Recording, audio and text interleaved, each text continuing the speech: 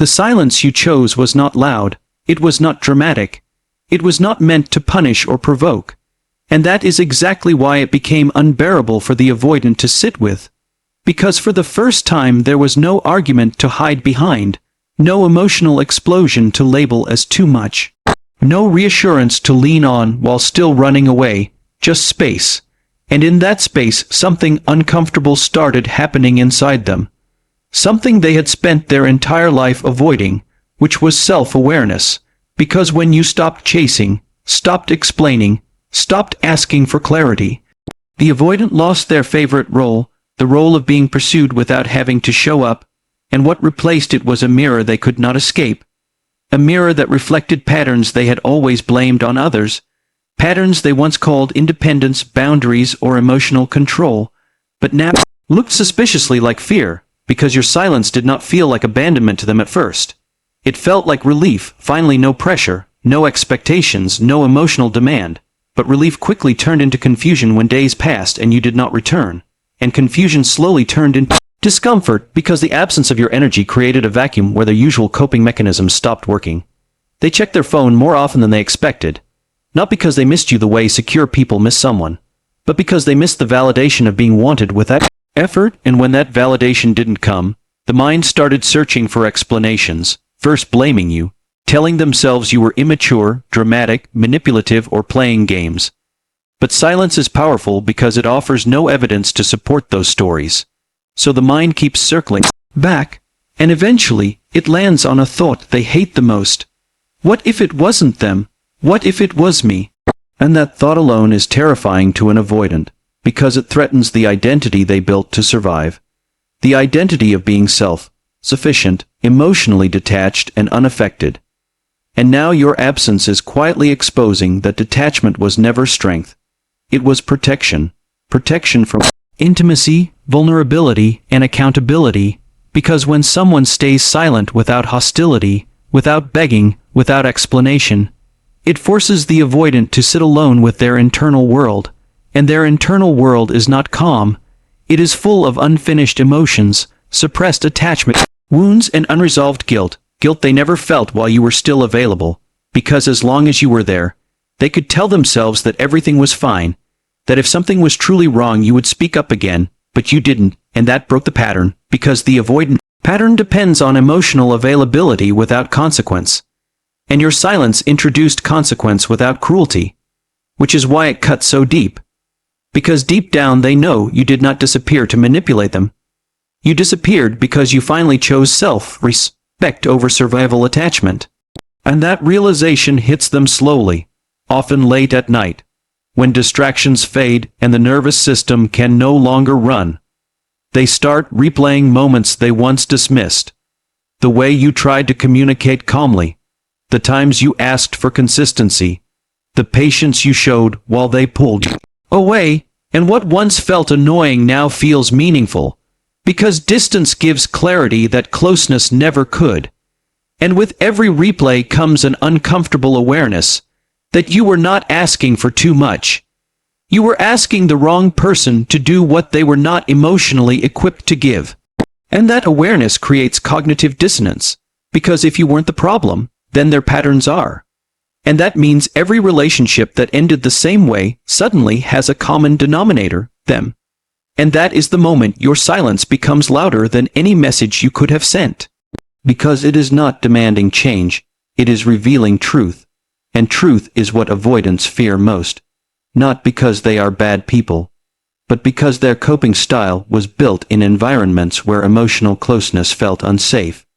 And now, your silence is reactivating those old wounds, forcing them to confront the cost of avoidance, the cost of emotional unavailability, the cost of always leaving before being left, and they may not reach out immediately. In fact, many avoidants retreat further at this stage, because awareness feels overwhelming, but make no mistake, the seed has been planted. Once planted it grows, because silence creates space, and space creates reflection, and reflection leads to pattern recognition, and whether they admit it or not, your absence is teaching them something no conversation ever could, that love does not beg, that connection cannot survive on crumbs, and that people who truly value you do not risk losing you. And this is only the beginning of what your silence awakens in them, because once an avoidant starts seeing their patterns, they cannot unsee them, even if they try.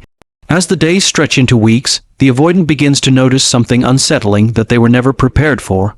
The fact that life did not collapse when you left, but it also did not improve the way they secretly expected it to, because they assumed your absence would bring peace, freedom, and emotional quiet, yet what it brought instead was an unfamiliar restlessness, a low-grade anxiety they could not name, because the nervous system that once relied on distance to feel safe is now overstimulated by the lack of emotional anchors, and without you there to absorb the push and pull. The avoidant is left alone with their own patterns repeating internally. The same emotional loops, the same distancing thoughts, the same urge to disconnect whenever something starts to matter. And that is when realization deepens, not in a dramatic epiphany, but in subtle moments that catch them off guard, like when something good happens and there is no one to share it with, or when stress hits and the familiar comfort of your emotional presence is suddenly gone, and they recognize too late that you were not a burden, you were regulation, and the hardest part for them to accept is that you regulated them without trying to control them, without demanding they change, simply by being consistent, safe, and emotionally present. Which is exactly what made them pull away in the first place. Because avoidants are drawn to connection but terrified of dependence. And now your silence is forcing them to feel the weight of what independence without connection actually feels like: empty, disconnected, and strangely lonely. Even when surrounded by people, and this loneliness does not scream, it whispers. It shows up in distractions that no longer distract, in social interactions that feel shallow, in late night scrolling that never satisfies, and every time they feel it, their mind reaches for the same defense, minimizing you, telling themselves you were not that important, that the relationship was flawed, that anyone could replace you. But defenses weaken when repeated too often, and eventually cracks appear, and through those cracks comes memory, not selective memory, but honest memory.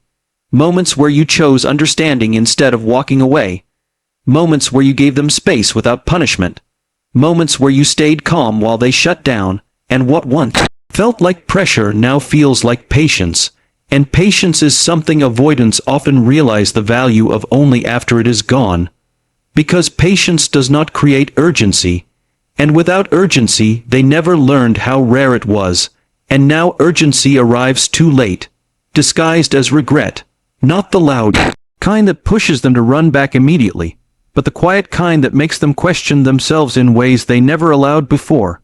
And this questioning is destabilizing, because their identity has always been built on emotional self-control, on not needing anyone too deeply, on being the one who leaves first, and your silence has flipped that dynamic without confrontation, without words, simply by removing access. And that loss of access is what triggers growth. Because growth for an avoidant is rarely motivated by desire. It is motivated by loss, by realizing that their coping strategies come with consequences they can no longer ignore. And as this awareness settles in, they start noticing a pattern beyond you. How every relationship followed the same arc: closeness, discomfort, withdrawal, justification, and eventual distance. And for the first time they connect dots, not intellectually, but emotionally, realizing that the common pain across their life is not caused by others asking for too much, but by their inability to stay when things get real. And this realization hurts, because it challenges the narrative that they were simply unlucky in love, and instead introduces a more threatening truth, that they have been emotionally unavailable to people who were willing to meet them with sincerity. And your silence is the proof. Because if you were truly the problem, they would feel relief now, not this slow ache of absence, not this sense of something unfinished, something unresolved, something they cannot distract themselves from forever. And while they may not reach out, while they may appear cold, detached, or unaffected on the surface, internally something has shifted.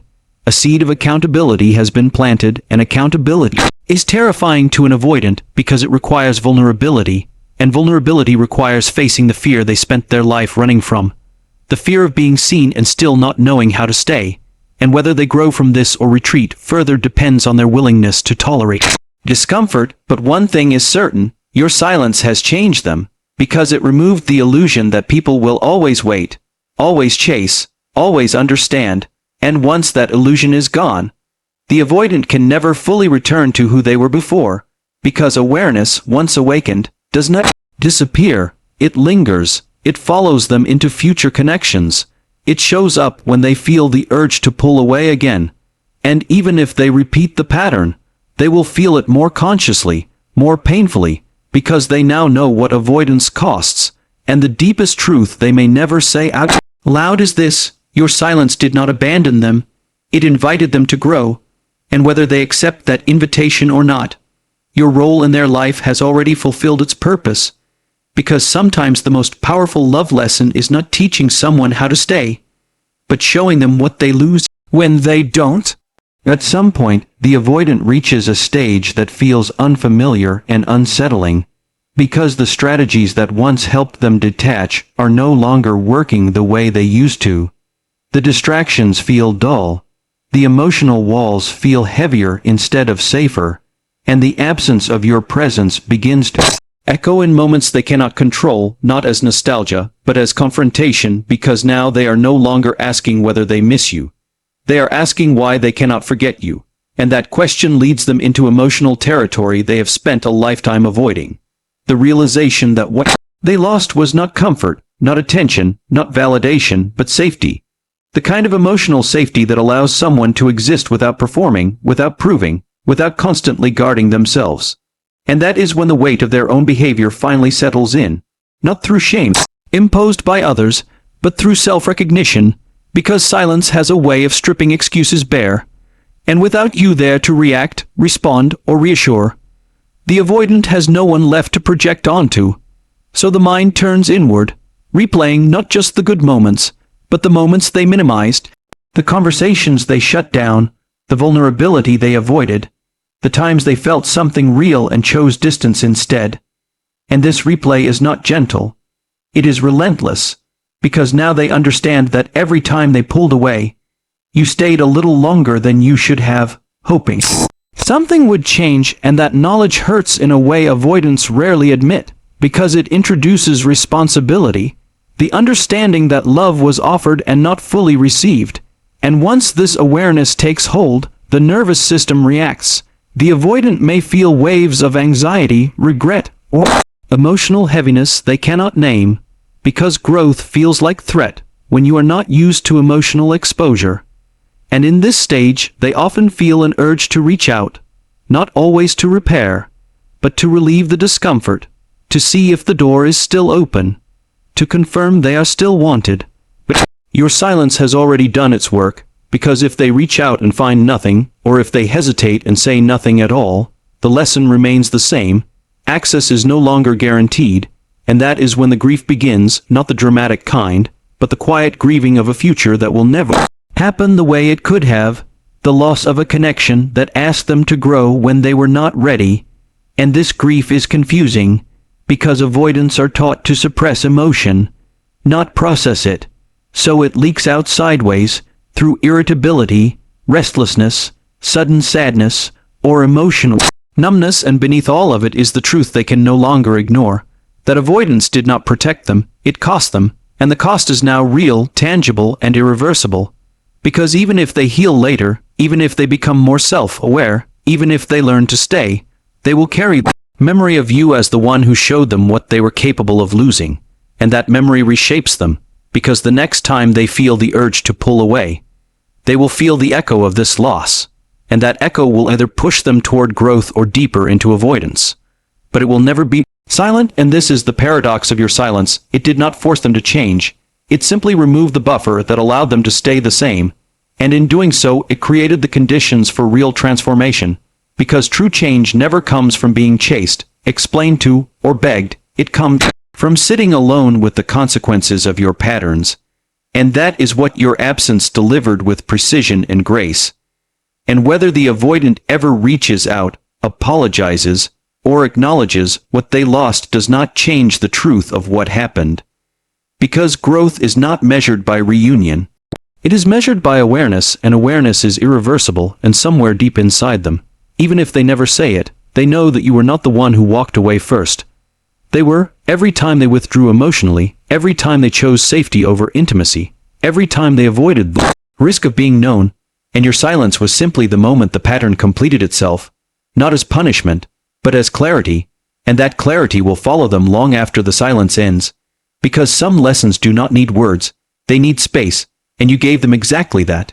Eventually, the avoidant reaches the point where running no longer feels like freedom, because the distance they once used to feel in control has turned into a space filled with unanswered questions.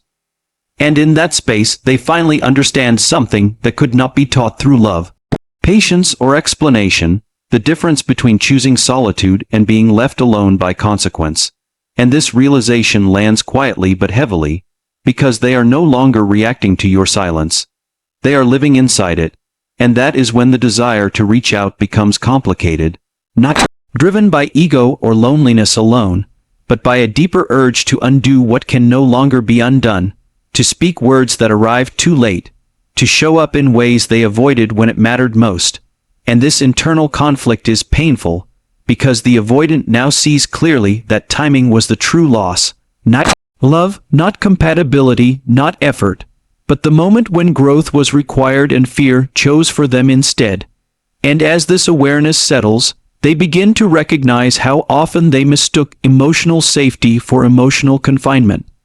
How consistency felt like pressure because it required presence. How intimacy felt like obligation because it asked for honesty, and how your calm requests felt overwhelming because they exposed their inability to meet them without losing themselves. And this understanding does not make them feel superior or justified, it humbles them, because it reframes the entire connection, not as something that failed because of incompatibility, but as something that ended because they were not ready to stay. And readiness is not about love, it is about courage, and courage is something avoidance erodes over time, because every escape reinforces fear, and now they are facing the accumulated cost of those escapes, the missed chances, the unresolved conversations, the emotional depth they never allowed themselves to experience. And the most painful part is that growth arrives when the relationship is no longer there to receive it. Because silence does not pause life, it moves it forward, and while they were learning, you were healing, and this asymmetry is difficult for them to accept. Because it means you did not freeze in place waiting for understanding. You chose yourself, and that choice is both admirable and devastating from their perspective. Because it confirms the one truth avoidants fear most, that people can love them deeply and still leave when their needs are not met. And this realization reshapes their view of connection, because love without presence is no longer something they can romanticize, and emotional distance is no longer something they can disguise as independence, and whether they ever speak to you again or not. This awareness becomes a quiet companion in their future, showing up when someone else asks for closeness, when another partner reaches for consistency, when vulnerability presents itself as an invitation rather than a threat. And in those moments your absence becomes a reference point, not as pain alone, but as a lesson, because you became the boundary that taught them what happens when avoidance meets self-respect. And the final stage of this process is acceptance, not necessarily acceptance of the loss, but acceptance of responsibility, the understanding that they did not lose you because you stopped caring. They lost you because they never fully learned how to stay while caring. And this acceptance does not always lead to reunion or apology, but it often leads to change. Slow, uncomfortable, imperfect change, because once the nervous system has felt the consequences of emotional unavailability, it cannot fully return to ignorance, and this is where your role completes itself, because your silence was never about teaching them a lesson. It was about ending a cycle. And cycles end when someone chooses differently, and you did, and in doing so you transformed not only your own future, but the emotional trajectory of someone who may finally learn that love is not something you escape from. It is something you learn to remain present within, and that is the quiet power of walking away without noise, without blame, without explanation. Because sometimes the most profound impact is not made by staying, but by knowing when to leave, and leaving with self-respect.